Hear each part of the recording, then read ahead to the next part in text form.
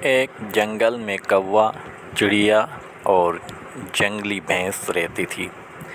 تینوں کی آپس میں گہری دوستی تھی۔ سارے جنگل میں ساتھ ساتھ گھومتے پھرتے تھے۔ چڑیا چھوٹی مگر بہت چالاک تھی۔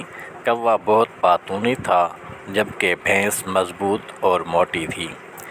ایک دن تینوں نے مل کر ایک جھیل کے کنارے گھومنے کا پروگرام بنایا۔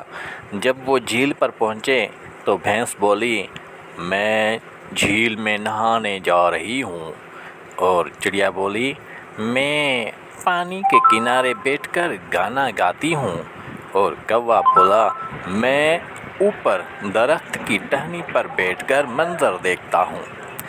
کوا اور چڑیا ادھر ادھر اڑتے ہیں، ایک درخت سے دوسرے درخت کی شاخوں پر بیٹھتے ہیں، اور بھینس پانی میں تیرتی رہتی ہے۔ جب دوپہر کا وقت ہوتا ہے کہ تینوں دوست جھیل سے واپس ہوتے ہیں کہ راستے میں اچانک ایک شیر دکھائی دیتا ہے، لیکن تھوڑا دور ہوتا ہے۔ چڑیا سوچتی ہے، اگر شیر نے بھینس کو دیکھ لیا تو اس پہ حملہ کر دے گا، اس لیے کچھ تو کرنا پڑے گا۔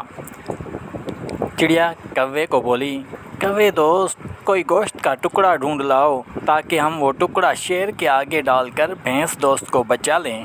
کوے نے اڑتے ہوئے ادھر ادھر دیکھا تو اسے مرغی کا ایک پیس نظر آیا، جو کوے نے لا کے شیر کے آگے ڈال دیا، اور یہ تینوں دوست اپنے جنگل میں حفاظت سے پہنچ گئے۔